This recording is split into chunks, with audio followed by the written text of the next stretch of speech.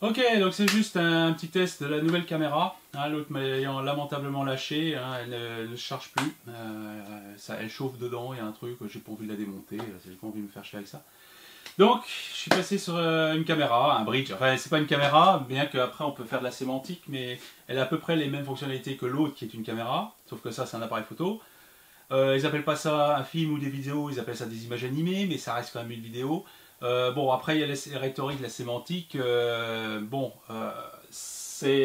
pense que la qualité sera meilleure. Donc là, justement, je suis dans une luminosité plutôt réduite et je suis dans une résolution une résolution supérieure et un balayage supérieur à ce que je fais d'habitude.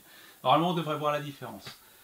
Ici, je suis en pur automatique et j'ai pas envie de me pencher là-dessus. J'ai pas le temps de regarder toute la doc parce qu'il y a énormément d'options dessus.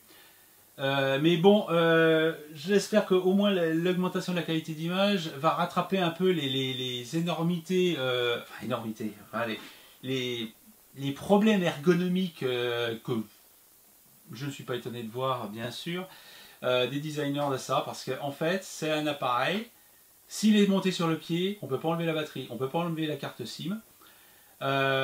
L'autonomie est de 20 minutes. J'ai deux batteries neuves, elles sont de 20 minutes chacune. C'est exactement l'autonomie qu'il y a, donc ça consomme à mort. Donc il n'y a pas d'alimentation fournie pour le brancher sur le secteur pendant qu'on filme. Après, on peut me dire que c'est un appareil photo, mais ça fait aussi des films. L'autre appareil faisait des films, mais fait aussi appareil photo. L'autre, on peut le charger par derrière, on peut changer la batterie sur le côté, et il a une alimentation qui est fournie. Il n'y a pas de raison pour que ça... ils ont les mêmes fonctionnalités, il n'y a pas de raison pour qu'ils n'aient pas le même style de truc. Alors le fait que ça charge par en dessous, au niveau de la batterie, etc., et quand on voit le merdier que c'est pour le dévisser, l'enlever pour éviter qu'il tombe, parce que j'ai pas trop envie de le péter quand même, à chaque fois pour changer la batterie et changer la carte SIM elle est à côté de la batterie en dessous. Enfin là c'est n'importe quoi. Je veux dire, alors là les designers, il faudrait les pendre. Des fois, bon c'est pas grave, hein, c'est les produits qui sont drivés par les designers quoi. J'en vois tout le temps des trucs comme ça. Enfin bref. Néanmoins, bon, je pense que la qualité en soi sera meilleure. Il est capable d'enregistrer en stéréo. Bon, j'utilise toujours le micro dessus. Après, je ferai peut-être d'autres essais. Il peut faire du 4K. Bon, c'est peut-être un peu too much, mais ça me pourra éventuellement moi me permettre de faire des photos de haute résolution en macro sur certains trucs. On verra après ce que je pourrais faire avec. Mais bon, c'est déjà un essai hein, pour voir. J'ai tenté de faire une vidéo comme ça, mais l'autonomie est trop faible et c'est trop le bordel. Donc je vais avoir une alimentation que j'ai commandée pour pouvoir le brancher en permanence parce que c'est trop chiant. Mais néanmoins, bon, fallait quand même faire une petite vidéo pour l'essayer. Il va falloir que je le démonte pour récupérer la carte SIM.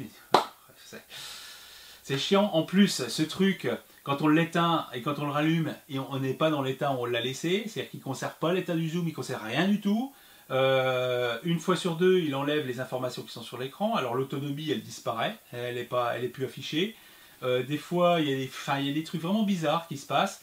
Ce qu'on voit à l'écran ne correspond pas à ce qui est filmé. Alors c'est quand on commence à filmer qu'on voit la vraie proportion. Sinon l'écran il n'est pas vraiment en 16 neuvième. On voit pas ce qui va être pris. Alors quand je fais du cadrage, en fait, ça colle pas. Il y a vraiment des trucs. Je me dis mais c'est pas possible. Alors le pire c'est le manuel et les termes employés, on se demande de quoi il parle.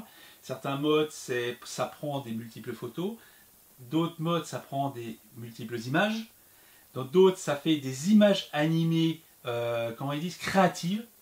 C'est les termes employés, mais ils peuvent pas parler, on prend des photos, on fait des vidéos, c'est tout. C'est con hein, mais en fait quand on lit de bouquins, c'est tellement tendu au niveau vocabulaire que c'en est affligeant quoi.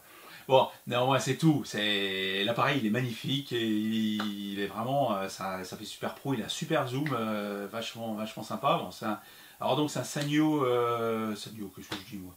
C'est un Panasonic, c'est un Lumix, c'est un ZD300. Hein, il a l'air assez performant. Hein, il a une belle optique. Là c'est très peu lumineux. Pourtant ce que je vois sur le viseur qui se tourne bien complètement, alors je le vois bien, me paraît relativement lumineux et tout, donc c'est pas mal. Hein. Je pense que ça devrait avoir des images meilleures que le précédent. J'essaierai plus tard les micros dessus, voir s'ils fonctionnent mieux, mais bon, je pense que le micro Rode là, que j'ai doit aller mieux. Voilà, donc bon, c'est un bridge, je vais l'utiliser en caméra parce qu'elle marche bien en caméra, mais il y a un côté appareil photo qui est resté et qui est un peu con par certains côtés.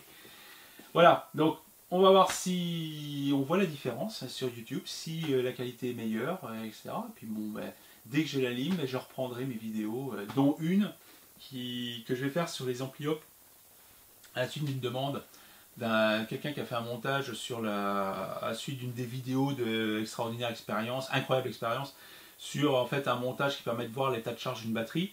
Et en fait, le gars le fait et ça marche pas bien, ça fait des trucs bizarres et tout ça. Et évidemment, quand j'ai vu le schéma, j'ai vu tout de suite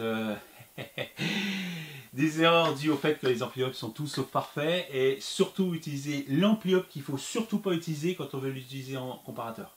Et donc je ferai un juste derrière. J'ai commencé, hein, mais j'ai pas fini parce que ça me gonfle trop de changer les piles. Sur les défauts des ampliopes et sur quels critères on les sélectionne et pourquoi en fait c'est pas aussi simple que ça de choisir un ampliope selon l'utilisation qu'on fait. Et là c'est le cas extrême du mauvais ampliope utilisé de la mauvaise manière dans un cas simple. Voilà, mais bon, il fallait quand même peut-être poster quelque chose pour voir un peu si la nouvelle caméra, elle, va pouvoir faire repartir sur les vidéos de plus belle. Hein. Et voilà,